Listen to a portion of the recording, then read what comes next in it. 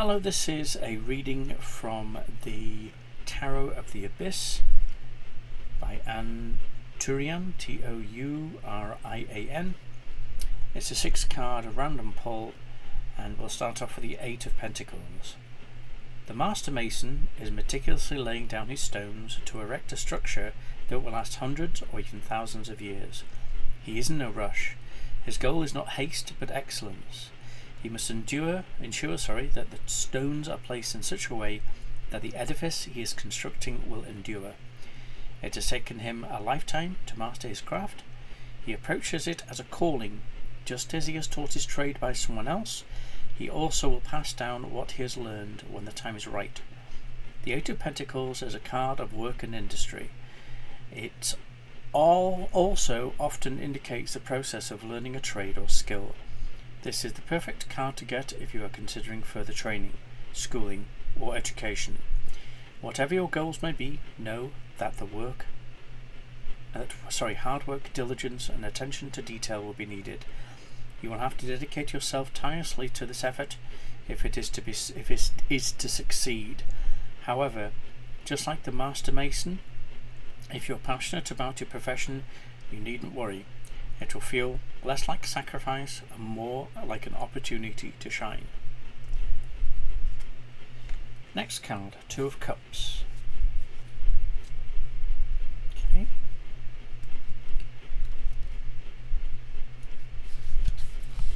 A meaningful relationship can add colour to our days and light our nights. It can paint a once dreary sky in hues of vermilion and gold. The lovers depicted on the card have discovered such a relationship. They are locked in an intimate embrace, their bodies pulled close to each other, their serpentine tails interwoven. They breathe one breath, they speak with one voice.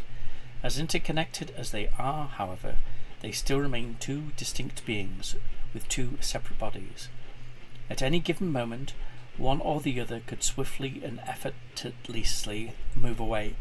They are interdependent, but are not codependent. Their serpentine tails of the 2 lovers are reminiscent of the caduceus, Caduceus, I'll have to find out how that's pronounced, known as Hermes' staff. Is that the interwoven snakes that the medical people use? Okay. The caduceus is an ancient symbol of healthy balance and negotiation. To keep their tender relationship fresh and vibrant, the young lovers will indeed have to rely heavily on these essential qualities. Should you receive the 2 of Cups in your reading, know that there is a strong connection forming in your life. This relationship will go beyond simple romance or a quick romp. If you've had any issues with your current relationship, the 2 of Cups speaks to reconciliation, or at very least a resolution of past issues. 6 of Swords. Okay. The 6 of Swords. The mother holds her child close, yet her gaze is focused forward, unwavering. She flies through the sky on the wise, knowing raven. Below, the turbulent waters rage on, ready to engulf them in an instant should they lose their grip. The raven is strong. Its wings span the skies like an arching arrow. It's aimed high, avoiding the grave dangers below.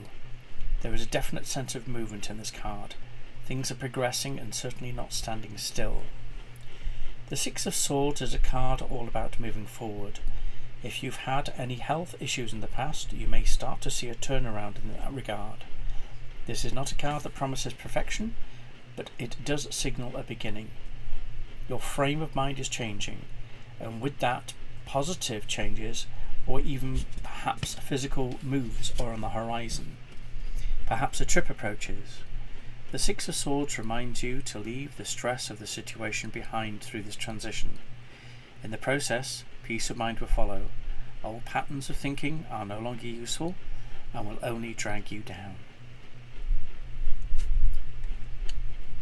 The next card is the 4 of Swords.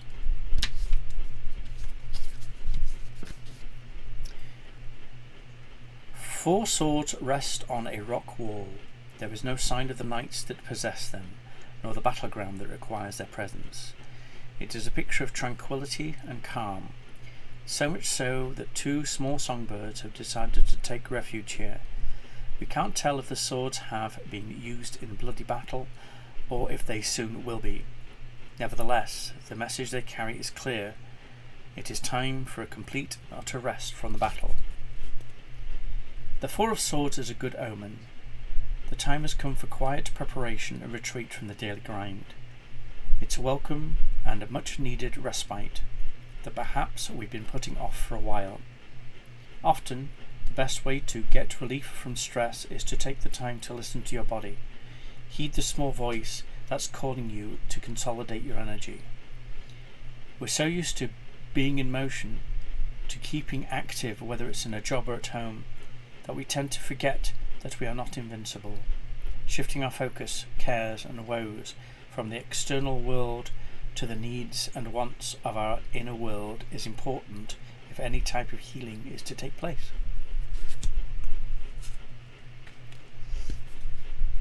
Okay, the next card we have is the 7 of Swords. In general, the 7 of Swords is all about hidden dishonour. For this reason, I chose an image that shows the idea of a person who is more or less suspicious. A man is lurking in the dark, with one hand on a dagger, with the other one turning a door handle. We don't really know if he's sneaking off or trying to break in. Regardless, he appears to have some ill-intended plan. There is a sense of deception and mistrust in his demeanour. When the 7 of Swords shows up in a reading, it is worthwhile examining the situation from multiple angles. If we read the card as someone sneaking off, it might indicate an attempt to avoid some obligation or commitment. Ask yourself if this is something that is going on with you or someone else in your sphere. Another possibility is to see the card as someone breaking in. With this interpretation comes deception, manipulation, or even in some cases an actual theft of some sort. Similar to the 5 of Swords, the 7 of Swords deals with ethics, or the lack thereof. Are you feeling guilty over something that you have done or thinking of doing? If you have a clear conscience, examine your surroundings to make sure no one is trying to exploit you or tarnish your hard-earned reputation. Last card we have is the 3 of Pentacles. Okay, the 3 of Pentacles. The artwork for this card is self-explanatory. 3 hands work together to pull a rope in a seeming endless tug of war. Each individual is strong on their own, but together they are much more likely to overcome the forces against them. The essence of the 3 of Pentacles is teamwork and the idea that together everyone achieves more. If this card appears in the layout of your spread, expect to be placed in a situation where you will have to work together with others to achieve your goals. Now is not the time to go it alone. While that may work sometimes, the situation before you calls for a team effort. Okay, just turn the page. And that's it. So that is the cards. So that's what we have.